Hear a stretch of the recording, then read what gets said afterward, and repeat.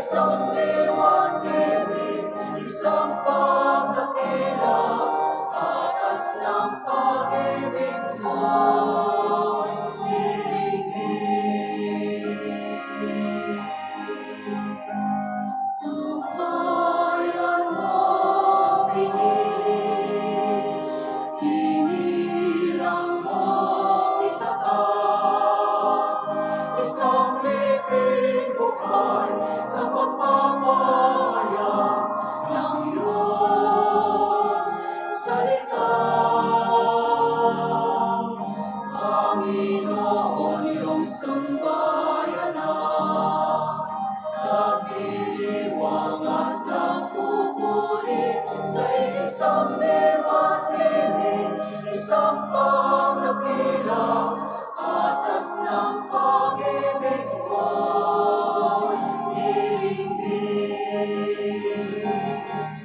Panginoon, iyong sambayanan, nagdiriwang at nagpupuri sa isang liwanag, isang pagdakila, atas ng pag-ibig mo'y iringgit.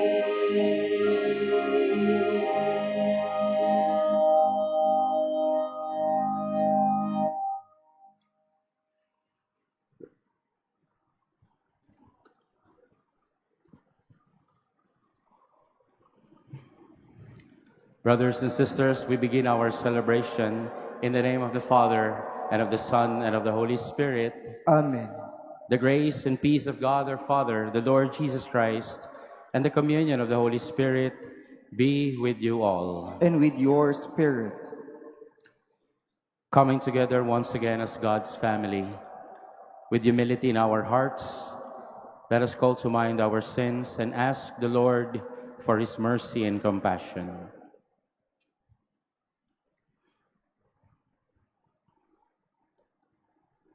You were sent to heal the contrite of heart. Lord, have mercy. Lord, have mercy. You came to call sinners. Christ, have mercy. Christ, have mercy. You are seated at the right hand of the Father to intercede for us. Lord, have mercy. Lord, have mercy. May Almighty God have mercy on us, forgive us our many sins, and bring us to everlasting life. Amen. With Saint Mary Magdalene, let us pray.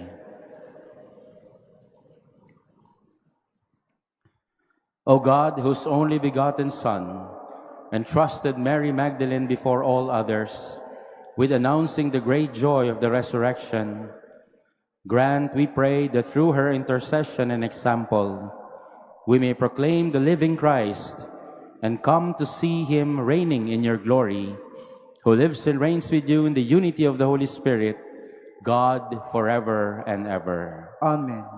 Please be seated.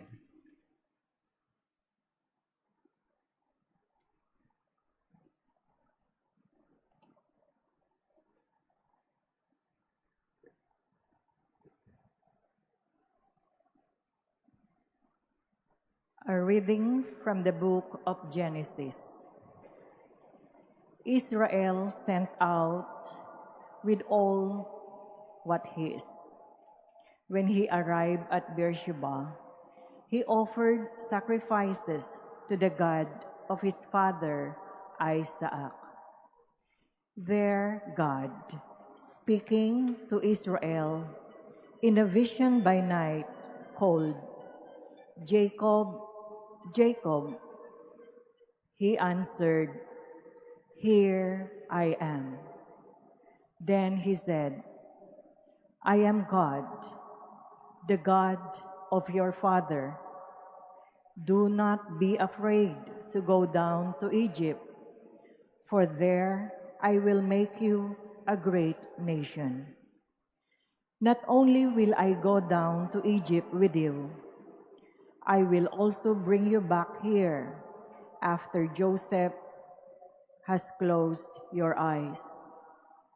So Jacob departed from Beersheba, and the sons of Israel put their father and their wives and children on the wagons that Pharaoh had sent for his transport.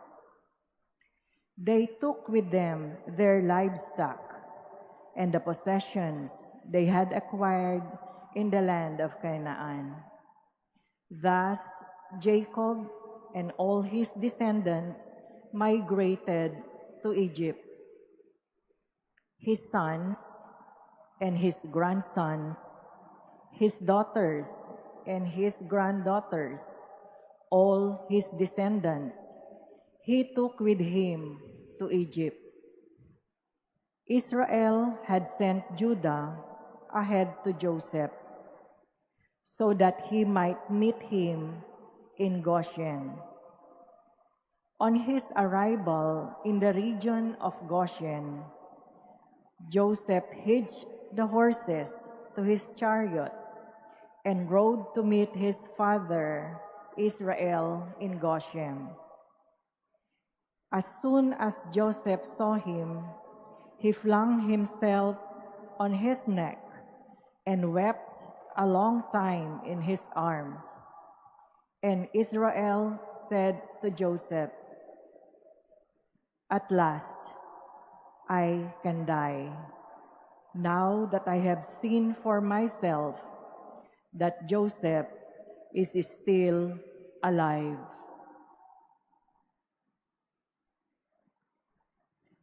The word of the Lord. Thanks be to God.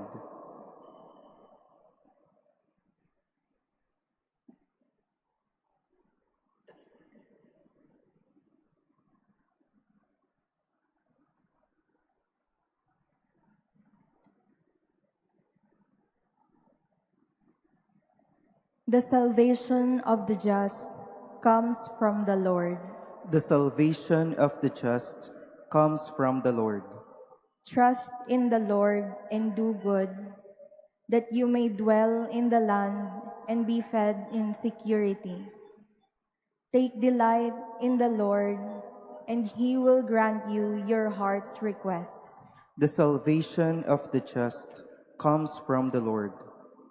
The Lord watches over the lives of the wholehearted. Their inheritance lasts forever. They are not put to shame in an evil time. In days of famine, they have plenty. The salvation of the just comes from the Lord. Turn from evil and do good, that you may abide forever. For the Lord loves what is right and forsakes not his faithful ones.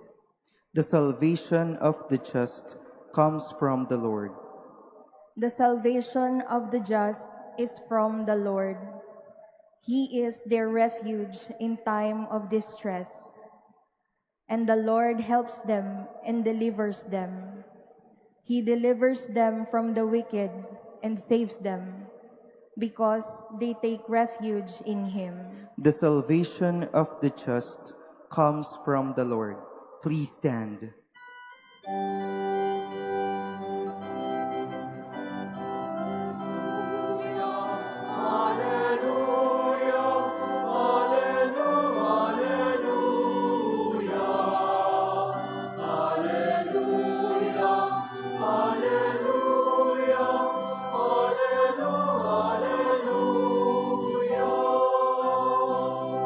Panginoong Maria, napupuno ka ng grasya, pinili at inirang ka ng Diyos, sinagip sa tanang sala.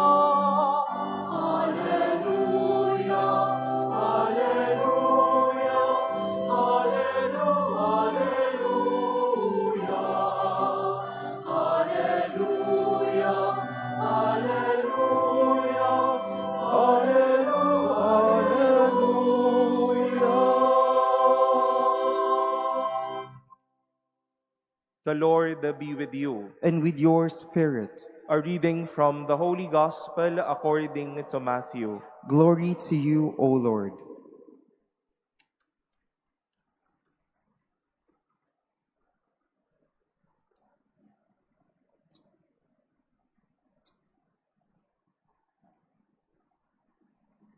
Jesus said to his apostles, "Behold, I am sending you like sheep in the midst of wolves.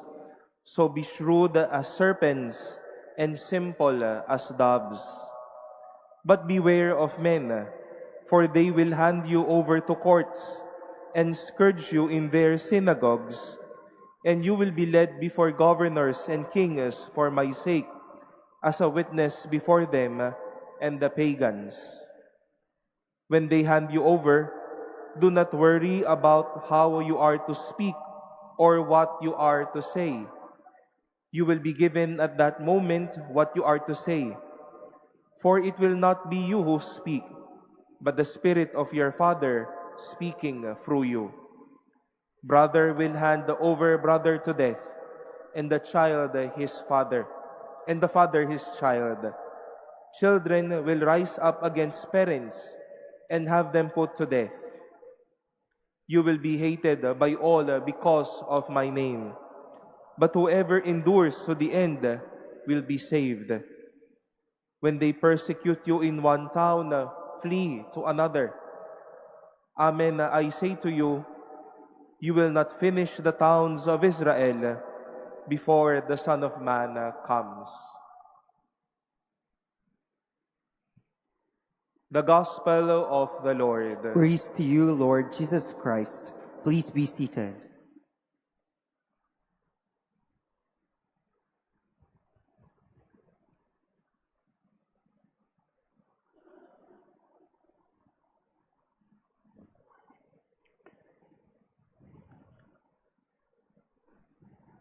Monsignor Rolly de la Cruz, the rector of the Minor Basilica and Cathedral of the Archdiocese of Manila, Father Biel Bautista,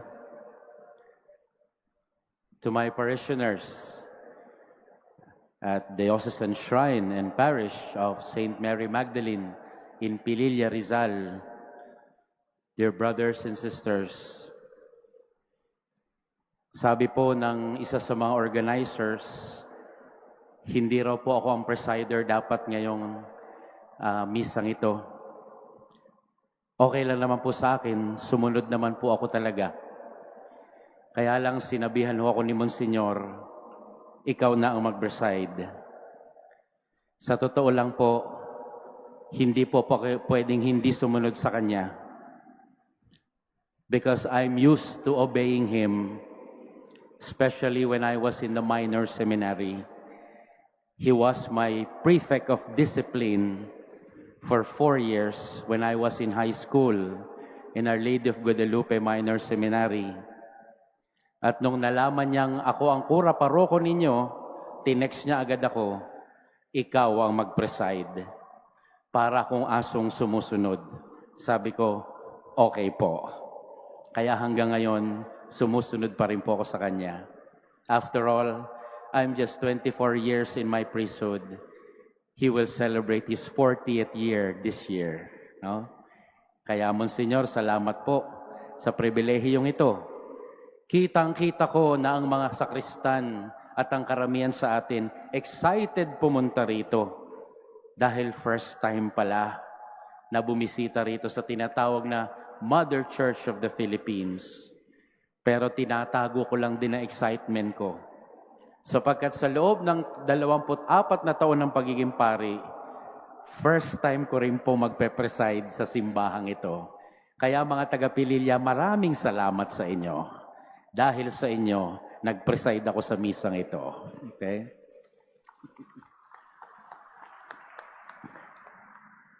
Birthday po ng nanay ko ngayong araw na ito.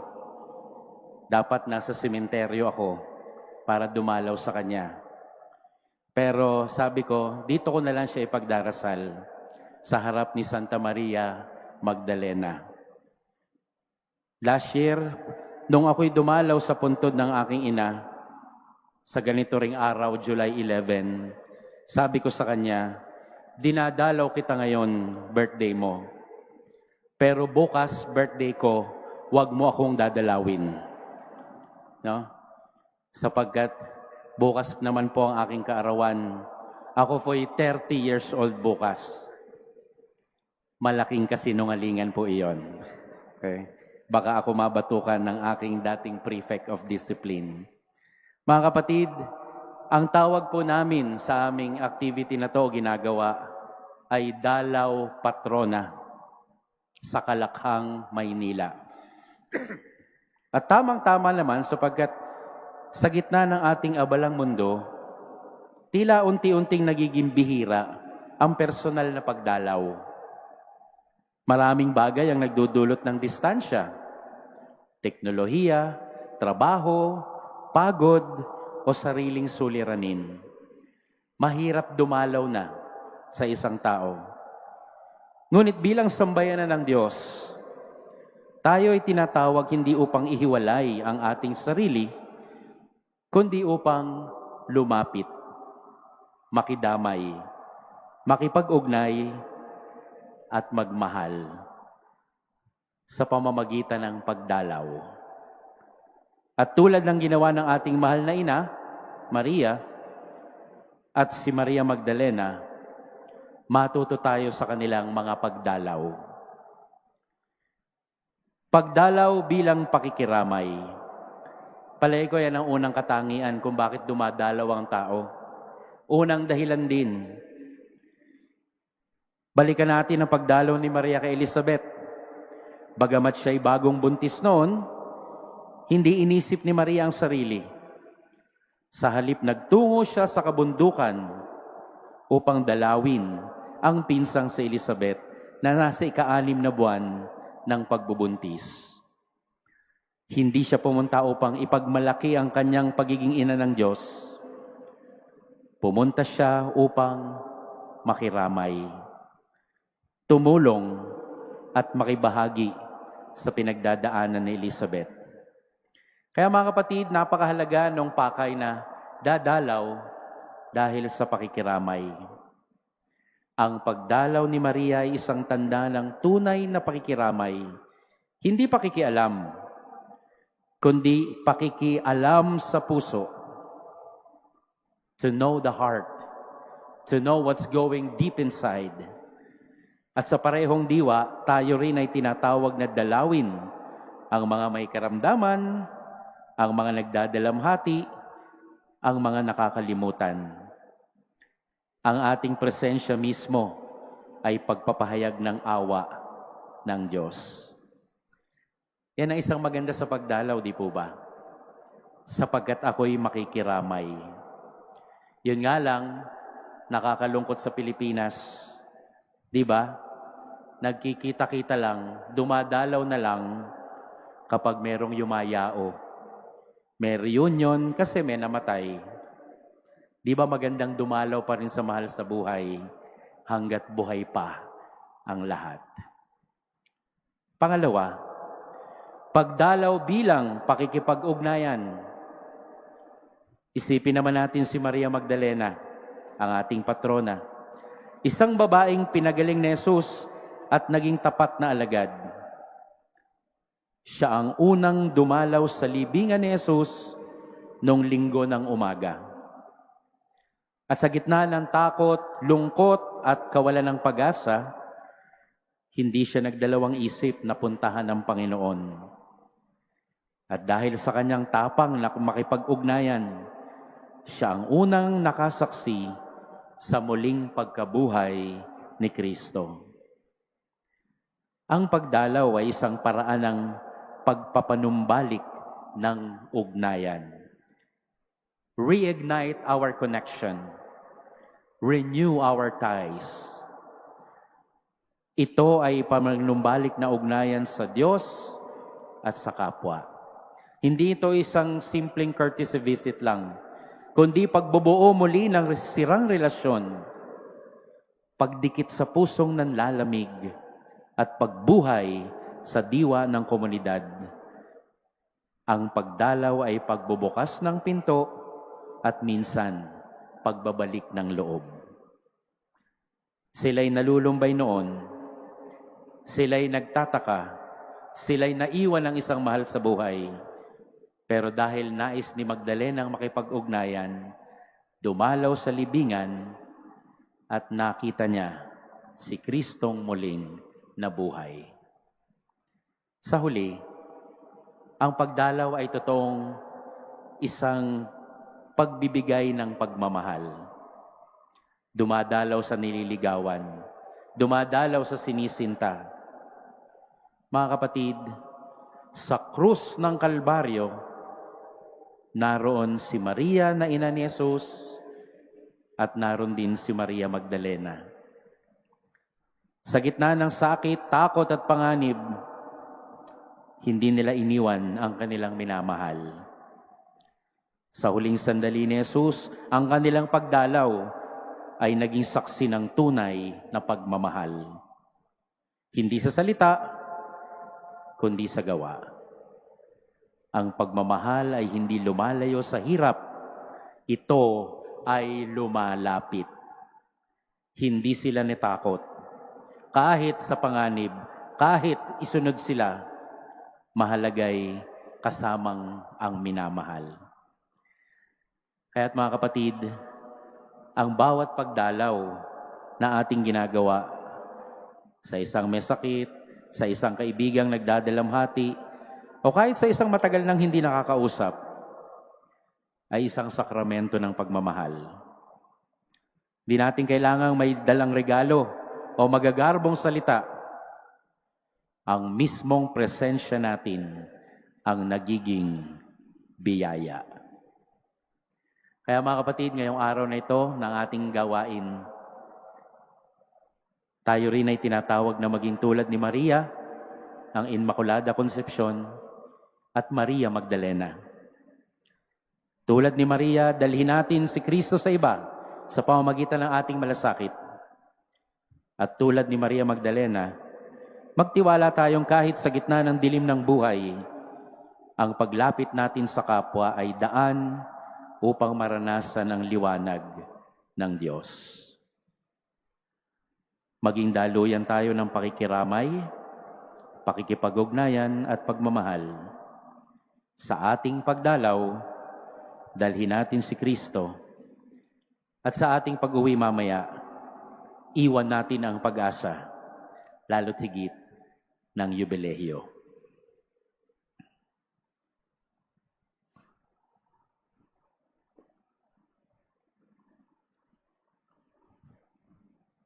Please stand. We are assured of God's guidance and protection. Let us approach God knowing that He is always ready with a help that never fails. Father, send us your Spirit. Father, send us your Spirit.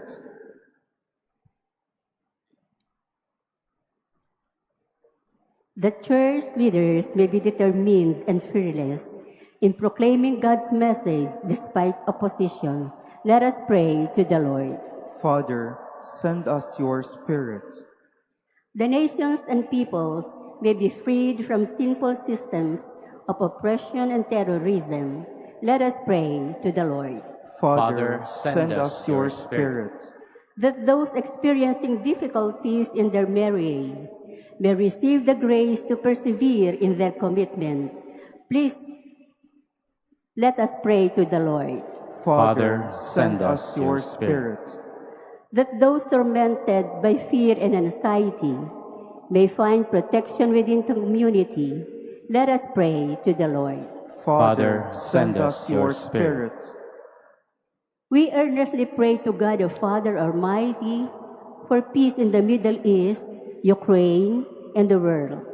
May God cleanse the world of all violence, greed, and misuse of power that brings suffering and death to many. Let us pray to the Lord. Father, send us your Spirit.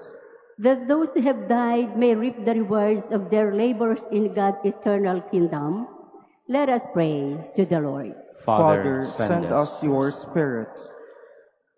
In the silence of our hearts, let us present to God our humble prayers.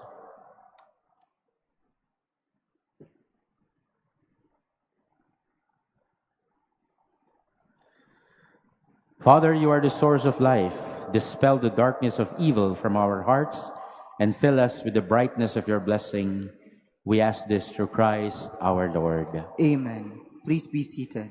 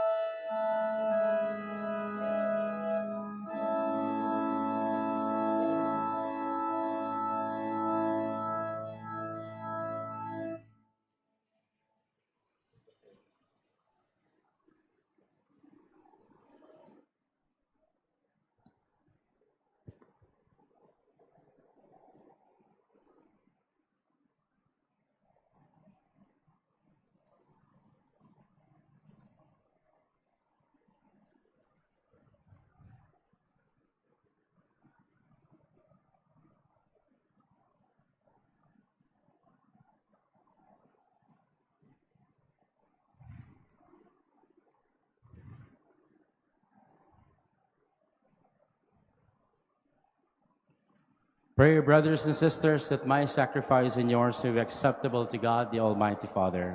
May the Lord accept the sacrifice at your hands for the praise and glory of his name, for our good and the good of all his holy church. Accept, O Lord, the offerings presented in commemoration of Saint Mary Magdalene, whose homage of charity was graciously accepted by your only begotten Son, who lives and reigns forever and ever. Amen. The Lord be with you. And with your spirit, Lift up your hearts. we'll lift them up to the Lord. Let us give thanks to the Lord our God. It is right and just. It is truly right and just, our duty and our salvation, always and everywhere, to give you thanks, Lord, Holy Father, Almighty and eternal God, through Christ our Lord.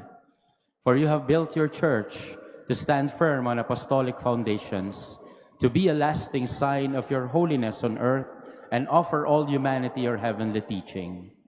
Therefore now and for ages unending, with all the hosts of angels, we sing to you with all our hearts, crying out as we acclaim.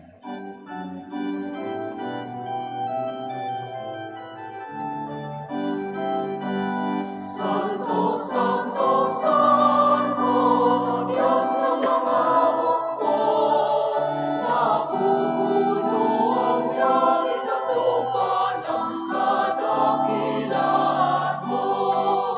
Hosana, Hosana, Hosana, Hosana, Hosana, sa kaitaasan. Pinagpala na paririto sa ngalan ng Panginoon. Hosana, Hosana, Hosana,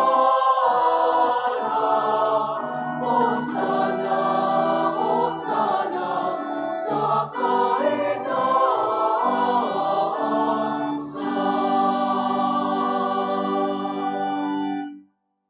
Please kneel. You are indeed holy, O Lord, the fount of all holiness. Make holy, therefore, these gifts, we pray, by sending down your Spirit upon them like the dewfall, so that they may become for us the body and blood of our Lord Jesus Christ.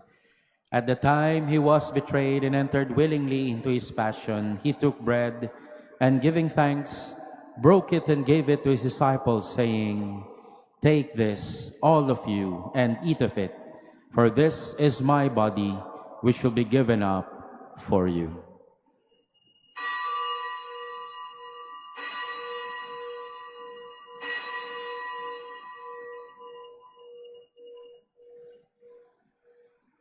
In a similar way, when supper was ended, he took the chalice, and once more giving thanks, he gave it to his disciples, saying, "Take this, all of you, and drink from it, for this is the chalice of my blood, the blood of the new and eternal covenant, which will be poured out for you and for many for the forgiveness of sins.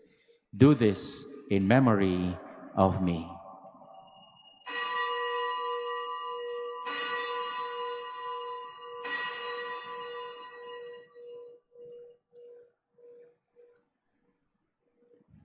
The mystery of faith.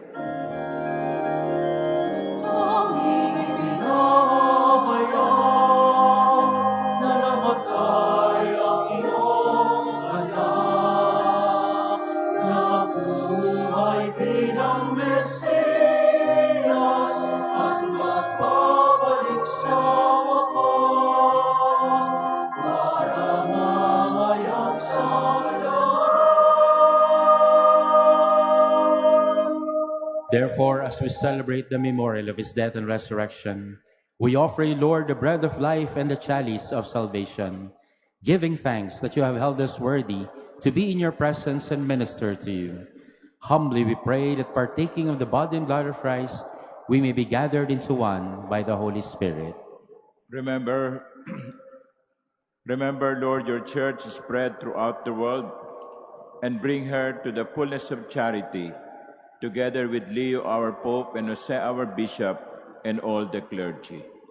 Remember also our brothers and sisters who have fallen asleep in the hope of the resurrection, and all who have died in your mercy. Welcome them into the light of your face. Have mercy on us all, we pray, that with the Blessed Virgin Mary, Mother of God, with Blessed Joseph, her spouse, with the blessed apostles, with Saint Mary Magdalene, with Saint Benedict, and with all the saints who have pleased you throughout the ages, we may merit to be co-heirs to eternal life and may praise and glorify you through your Son, Jesus Christ. Through him and with him and in him, O God, Almighty Father, in the unity of the Holy Spirit, all glory and honor is yours forever and ever.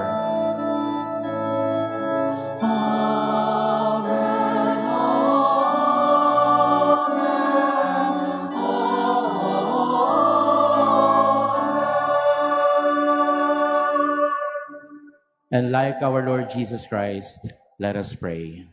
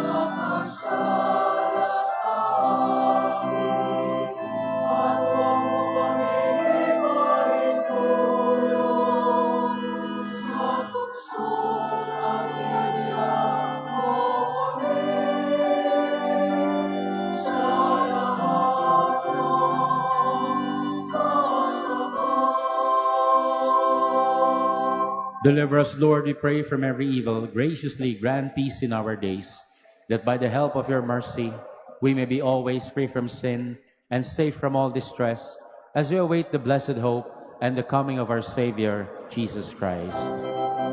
Sapagkat sa'yo nagmumula ang kaharian at kapangyarihan at kaluwalhatian magpasawalang hanggan. Lord Jesus Christ, who said to your apostles, "Peace I leave you, my peace I give you," look not on our sins, but on the faith of your church, and graciously grant her peace and unity in accordance with your will, who live and reign forever and ever. Amen. The peace of the Lord be with you always. And with your spirit. Let us offer each other the sign of peace. Peace be with you.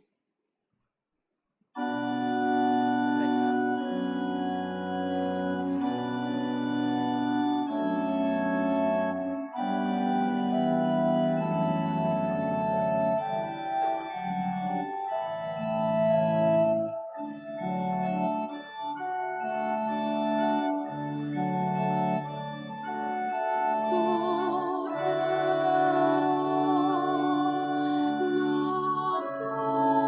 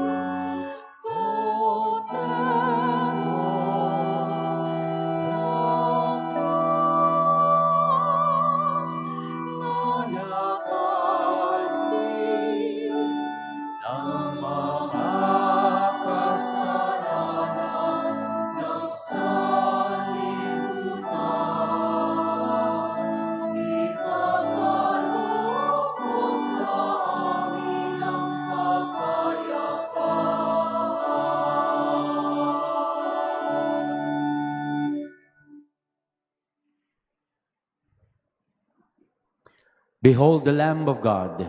Behold him who takes away the sins of the world.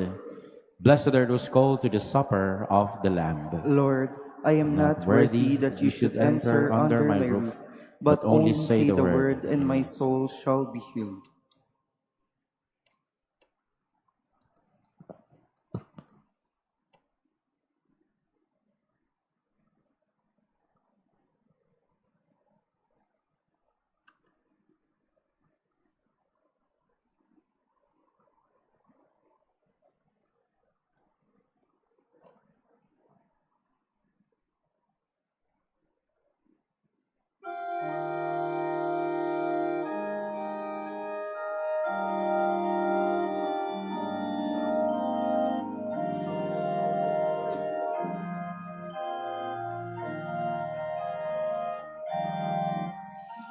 My heart, I know my Savior lives. I could hear him calling tenderly my name. For sin and death he has prevailed.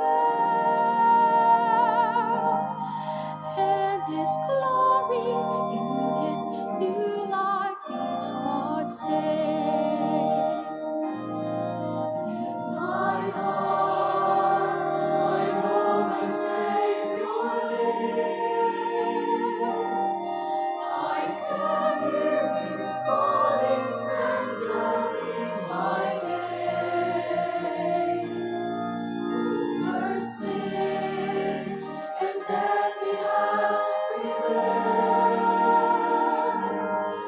In his glory, in his new life we partake. I know he lives, as he has promised. For me is risen, that from fear I may be free.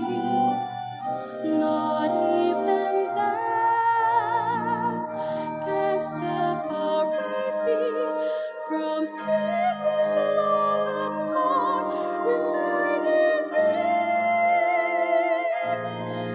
In my heart, I know my Savior lives. I can hear him calling tenderly my name. Over sin and death he has prevailed. In his glory, in his new life we partake. In my heart, I know my Savior lives. In his glory, in his new life we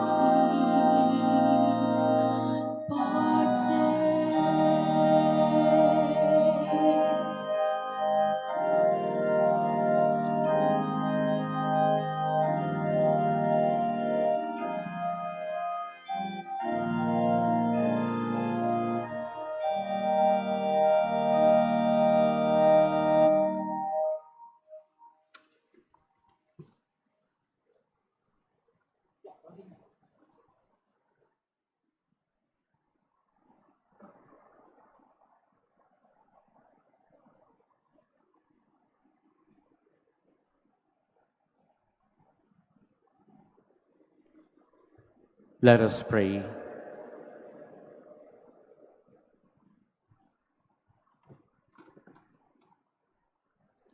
May the holy reception of your mysteries, Lord, instill in us that persevering love with which Saint Mary Magdalene clung resolutely to Christ her Master, who lives and reigns forever and ever. Amen. Please be seated for a while.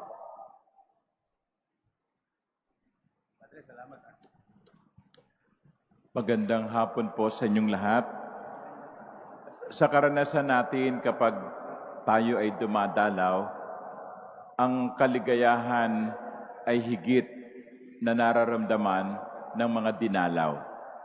Katulad ng inyong mga magulang na inyong dinadalaw, ng isang may sakit na inyong pinupuntahan, ang kagalakan ay higit na nararamdaman ng mga dinadalaw. Kaya nga po kami dito sa Manila Cathedral ay nagagalak sapagkat dinalaw ninyo kami. Dinalaw ninyo kami, dala ang replika ng imahen ng mahal na Santa Maria Magdalena. Alam ko po na marami sa inyo ang dumating dito, nakarating sa Manila Cathedral sa kauna-unahang pagkakataon. At siguro po, masasabi din natin na ito ang unang pagkakataon na ang replika ng imahen ay nakarating ng Maynila. So, kami po ay malugod na tumatanggap sa inyo. Nag-uumapaw po ang aming kagalakan sa inyong pagdating. At nawa, ang pagdalaw ninyo, ang pagpunta ninyo dito sa Intramuros, dito sa loob ng Manila Cathedral, ay maging isang pagkakataon din ng biyaya at pag-asa. So, Father Jeff, thank you for coming over with your parishioners. Thank you for presiding over the Eucharistic celebration. I hope not out of obligation, but out of joy. No? Alam ko namang hindi mo kami tatanggihan. So sa inyo pong lahat, maraming salamat po sa inyong pagdalaw.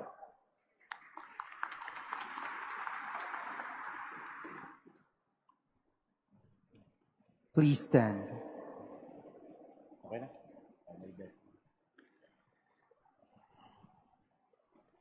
The Lord be with you, And with your spirit, and may Almighty God bless you, the Father, the Son, and the Holy Spirit. Amen.